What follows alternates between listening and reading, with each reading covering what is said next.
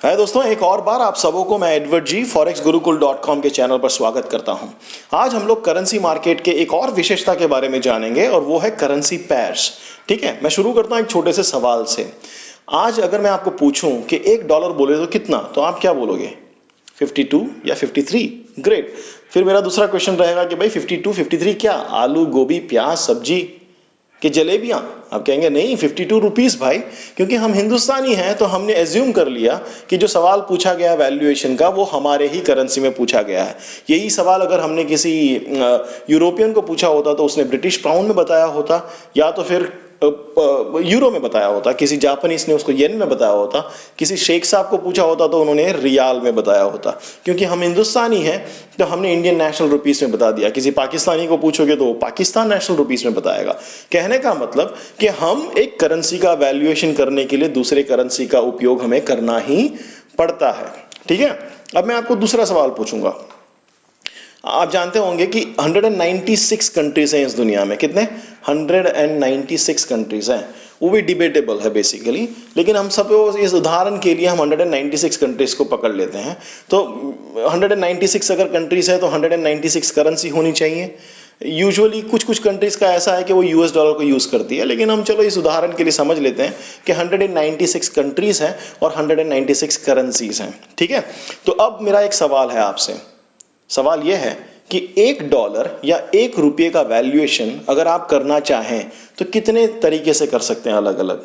Yes, you are right, 195 अलग अलग तरीके से हम उसे कर सकते हैं, है ना। हम क्योंकि 196 करेंसी है तो $1 हम इंडियन रुपी में इवैल्यूएट कर सकते हैं उसको, पाकिस्तानी रुपीस में, नेपाली रुपया में, श्रीलंकन रुपीस में, पूरे विश्व भर के जितने भी करेंसी हैं उन सभी से हम इसका वैल्यूएशन कर सकते हैं, है ना।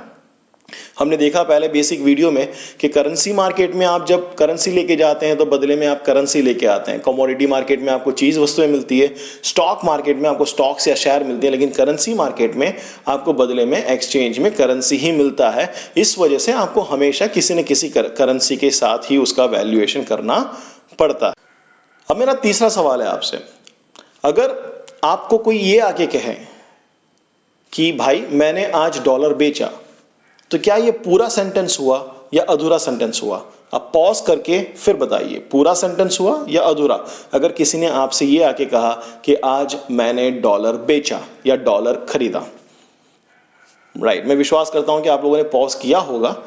जिन्होंने कहा कि ये अधूरा सेंटेंस है वे सही है, मुबारक हो। क्योंकि जब आप कहते हैं करेंसी मार्केट में कि मैंने आज डॉलर खरीदा या मैंने आज डॉलर बेचा, तो आपको दूसरे करेंसी का जिक्र करना ही पड़ेगा, क्योंकि यहां पर बेचा या खरीदा नहीं जाता है। जैसे हमने देखा यहां पर एक्सचेंज होता है, ये फॉरेन एक्सचेंज मार्केट है तो यहां पर एक्सचेंज होता है। तो अगर आप बोलते हैं कि मैंने आज USD खरीदा, तो आप इसको 195 अलग अलग तरीके से खरीद सकते हैं। अगर आपने कहा कि मैंने USD बेचा, तो आज आप इस USD को 195 अलग अलग तरीकों में एनकैश कर सकते हैं। इसकी वजह से जब भी आप बोलेंगे तो आपको दूसरे करेंसी का उल्लेख करना ही पड़ेगा। ख्याल आया आपको? तो अब क्या हो जाता है, अब US डॉलर जो है वो आप INR के साथ उसको पैर कर सकते हैं, आप US डॉलर को यूरो के साथ पैर कर सकते हैं और दुनिया के सारे करेंसी के साथ पैर कर सकते हैं। इसी की वजह से करेंसी मार्केट में पैर्स होते हैं। जब आप कहते हैं कि मैंने USD INR बाई किया है, तो आप कह रहे हैं कि मैंने USD बाई किया है INR इंडियन नेशनल रुपीस देकर। जब आप कहते हैं कि मैंने USD INR सेल किया है, तो आप टेक्निकली कह रहे हैं कि मैंने USD सेल किया है और बदले में मैंने INR ले लिया है। यही करेंसी पेयर्स होते हैं।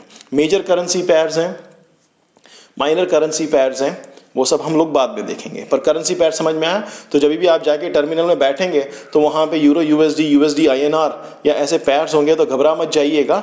यही केवल ये है कि भाई अगर आपको इसमें ट्रेड करना है तो आपको एक्सचेंज में क्या लेना है, क्या बेचना है, क्या खरीदना है, उस चीज़ को आपको पहले से निर्धारित करना पड़ता है। इसी की वजह से करेंसी पेयर्स होते हैं। आशा करता हूँ कि आपको ये समझ में आया। Thanks a lot for watching. Subscribe, comment, like और फेसबुक पर आकर जुड़िए हमारे साथ। हमको आपको जो कुछ भी फॉरेक्स और कमोडिटी, करेंसी और commodity market, even share market के लिए जो कोई भी टेक्निकल एस्पेक्ट्स आपको चाहिए, जो कोई भी स्किल चाहिए, हम यहाँ पर देने की उसी की कोशिश करेंगे। Thanks a lot, keep watching, keep subscribing, thanks a lot, bye.